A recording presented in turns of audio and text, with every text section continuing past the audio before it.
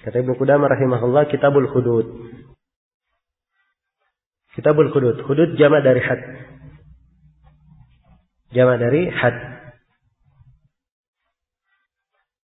Dan had secara bahasa bermakna al-mana', penahanan. Dan kadang had juga dibahasakan untuk bermakna kewajiban, batasan yang sudah diwajibkan oleh syariat. Iya. Dan ini ada penggunaan-penggunaannya di dalam Al-Quran. Jadi itu hudud dari sisi bahasa. Dia bermakna batasan. Adapun secara syar'i, hudud adalah uqubatun badaniyatun muqaddaratun syar'an lihaqqillah ta'ala. Hudud adalah hukuman badan yang telah ditentukan oleh syariat karena menuntut hak Allah Subhanahu wa ta'ala. Iya. Nah, akan terlihat di pembahasan hudud ini dijatuhkan hukuman-hukuman ya, pada badan.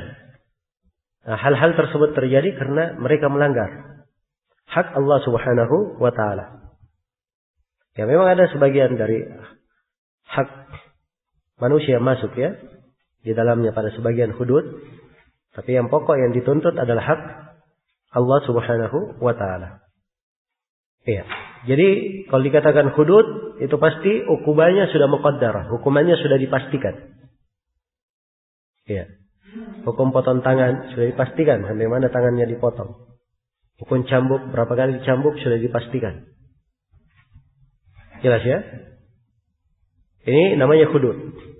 Kalau belum dipastikan, itu namanya ta'zir. Hukuman tapi tidak ditentukan kadarnya. Berapa ketentuannya. Nah, ini ta'zir namanya. Akan datang penjelasan ta'zir itu. Baik. Dan dimaklumi hikmah dari adanya hudud. Sangat banyak sekali. Ya. Karena ini dari simbol-simbol syariat yang sangat agung. Dari pencegahan terjadinya dosa.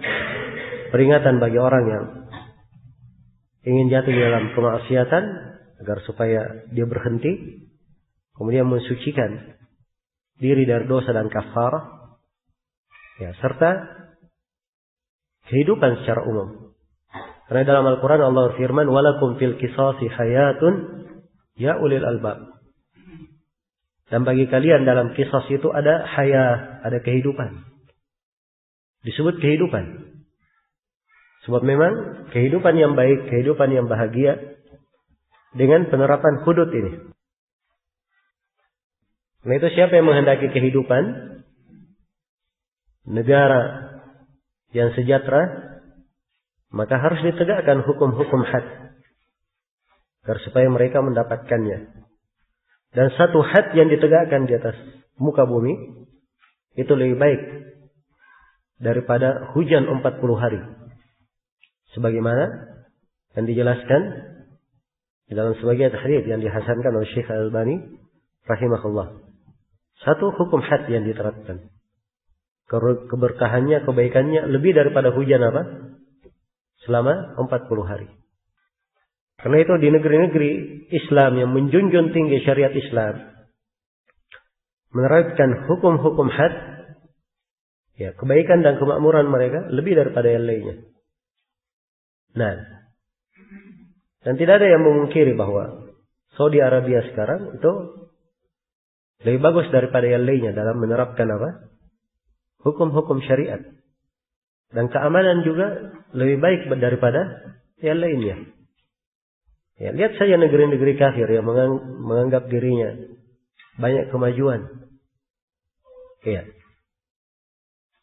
Menganggap sebagai negara adik kuasa dan selainnya dari anggapan-anggapan. Tapi tingkat kriminal, ya, tingkat kerusuhan, tingkat kerusakan paling banyak di negeri-negeri tersebut, di negara-negara kafir tersebut.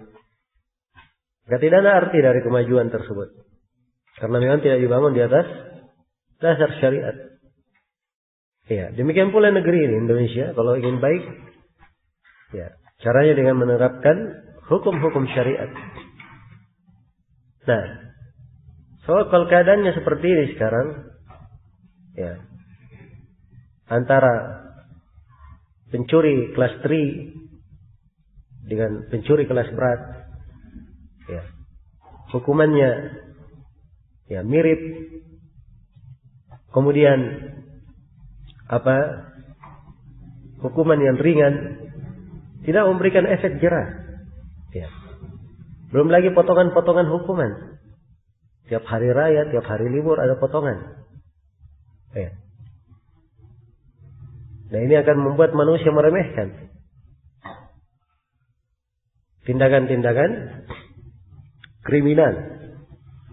Iya.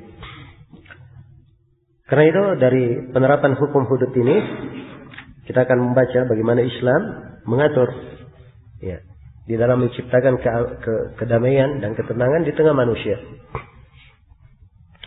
Kata Ibnu Qudamah rahimahullah, iya, la yajibul haddu illa ala mukallafin alimin bit tahrim. Ini syarat orang yang dikenai hudud. Jadi kalau sudah disebut hudud, kita sudah paham ya apa makna hudud itu. Jadi hudud itu hukum yang sudah ditentukan kadarnya oleh syariat. Hudud. Baik. Tidak wajib had itu kecuali terhadap mukallaf. Adapun kalau dia tidak mukallaf, sudah berlalu ya berulang kali, tidak ada kewajiban terhadapnya. Nah, alimin bit tahrim, dia mengerti tentang keharamannya. Sebab orang yang tidak mengerti tentang keharamannya itu dianggap jahil, ma'dur bil jahl. Dan telah syah dari Umar radhiyallahu taala anhu, beliau tidak menegakkan had pezina terhadap orang yang tidak mengetahui pengharamannya. Iya. Kemudian Ibnu Qudamah terangkan bahwa penegakan hudud adalah wewenang imam atau wakil imam. Ya, kata beliau, wala yuqimuhu illa al-imamu aw naibuhu. Tidak ada yang menegakkan hudud itu kecuali imam atau naibnya. Iya. Sebab ini memang yang dilakukan oleh Nabi dan para khulafa ar-rasyidin. Mereka yang melakukan hudud. Para sahabat tidak ada yang melakukannya sendiri. Kalau mereka dapati ada orang yang membunuh, mencuri, mereka tidak main hakim sendiri. Tapi dibawa kemana? Ke pemerintah. Ya, pemerintah yang menjatuhkan hukum. Karena itu apa yang kita lihat di Indonesia ini naudzubillah, dari budaya yang sangat buruk sekali. Kebiasaan main hakim sendiri. Kebiasaan apa? Main hakim sendiri. Ya. Dan terjadi kemungkaran-kemungkaran yang sangat besar. Tahu banyak orang yang mati dihakimi oleh massa, ternyata bukan dia pelakunya. Iya, bukan dia pelakunya. Dan orang dituduh curi HP. Baru dituduh, belum jelas bahwa dia pelakunya. Dipukuli sampai mati. Andai kata benar dia mencuri, hukumannya tidak sampai mati. Ya. Tapi ini dipukuli sampai mati. Orang-orang yang bersyirikat dalam memukulnya, ya mereka harus menanggung pada hari kiamat hukuman sebagai pembunuh. Nah itu harus diketahui bahwa hukum hudud itu adalah wewenang dari imam, pimpinan negara, atau naibuhu, atau siapa yang mewakilinya.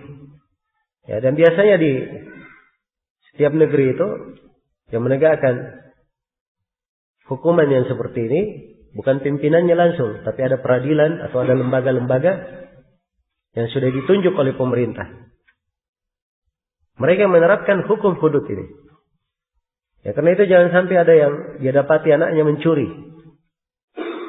Wah, ini anakku mencuri uang 10 juta. Uangnya saya simpan di dalam lemari, dia curi. Berarti dia wajib dipotong tangannya. Dia potong tangannya anaknya sendiri. Ya, boleh atau tidak? Ini keliru ya, sebab hudud Bukan wewenang dia untuk menegakkannya. Tapi wewenang siapa? Itu adalah wewenang dari pemerintah. Iya. Baik. Kata beliau, illa sayyidu.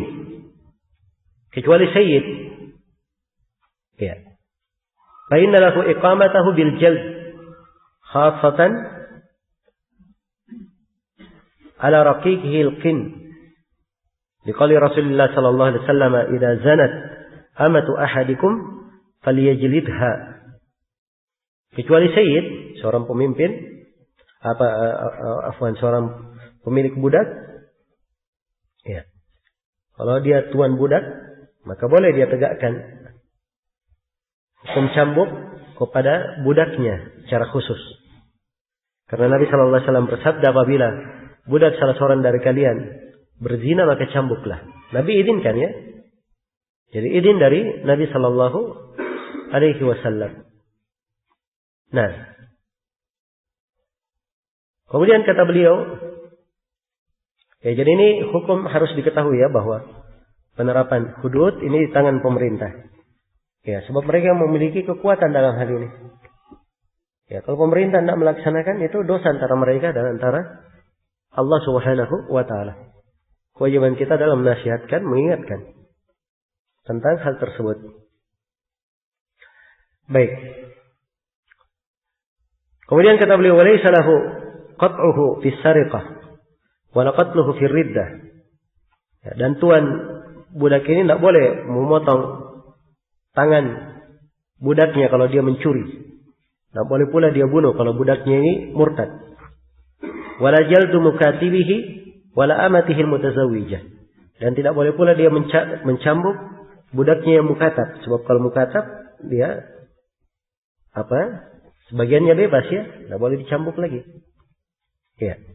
Demikian pula kalau budaknya sudah bersuami, sudah menikah. Kalau sudah menikah, itu urusannya diangkat kepada pemerintah. Sebagaimana telah syah dari Ibnu Umar radhiyallahu taala anhu. Ya. Beliau berkata, "In kanat min dawatil azwaj, rafa'a amraha ila sultan." Kalau budak itu memiliki suami, maka urusan si budak diangkat kepada pemerintah. Dan ini ucapan Ibnu Umar, tidak ada yang menyelisihinya. Ini dipakai oleh Imam Ahmad rahimahullah di sini. Iya.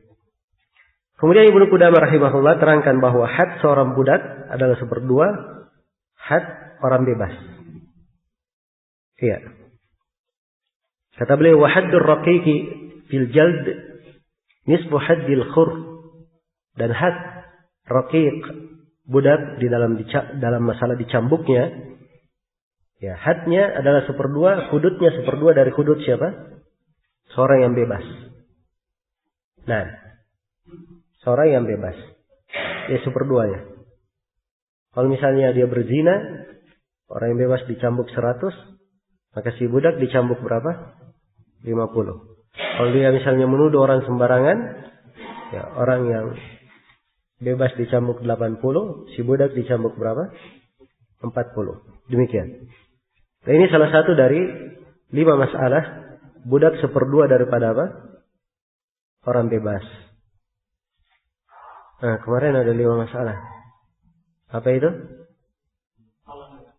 Masalah talak. Yang kedua, yang ketiga, masalah iddahnya.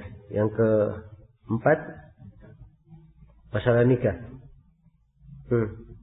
Yang kelima, dalam masalah nafkah, mabit. Ya. Baik. Itu 5 masalah ya.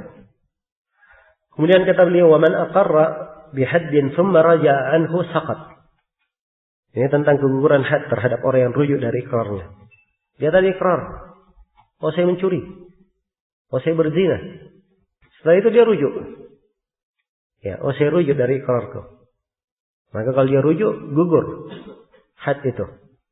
Nah, dan ini berdasarkan kisah Ma'iz radhiyallahu anhu. Begitu dia lari, tatkala dirajam sudah, lari Ma'iznya. Maka Nabi berkata, "Halla taraktumuhu yatub?" Tidakkah kalian biarkan dia lari sehingga dia bertobat? Hanya kalau dia lari, ya, rujuk dari ikrarnya itu syubhat, ya, syubhat besar pada ikrarnya tersebut. Ya, dan akan datang nanti kita sebutkan kaidah bahwa al-hudud tudra'u bisyubhat. Hudud itu tidak boleh diterapkan kalau ada syubhat. Dan rujuknya di sini itu syubhat. Jelas ya? Rujuknya adalah syubhat. Karena itu kalau dia rujuk dari ikrarnya, maka apa? Dimaafkan untuk hal tersebut. Gugur hadnya kalau dia rujuk. Baik ini orang yang rujuk terhadap ikrar. Tapi kalau seorang misalnya berbuat kriminal, sudah ditangani oleh pemerintah yang menuntutnya, ya, maka yang seperti ini tidak ada maaf. Tidak ada maaf, tidak gugur lagi. Kalau sudah sampai kemana? Ke tangan pemerintah. Bedanya dengan kisahnya Ma'iz, sudah ditangani juga oleh Rasulullah. Hanya saja dia ini dibangun di atas ikrarnya. Ketika dia rujuk, maka terdapat di dalamnya syubhat dalam penerapan. Tapi kalau misalnya pemerintah sudah menangani, maka tidak ada lagi maaf. Ya. Tidak pemerintah berhak memaafkan, tidak pula wakilnya. Ya. Tidak ada yang boleh memberi syafaat. Ini ketentuan di dalam syariat Islam. Ya. Berbeda dengan sekarang ini, gampang saja kalau ada yang berbuat kriminal, oh gampang. Ada pihak tertentu yang bisa memberi syafaat. Bisa diberi garasi. Diberi ini, diberi itu. Meringankan.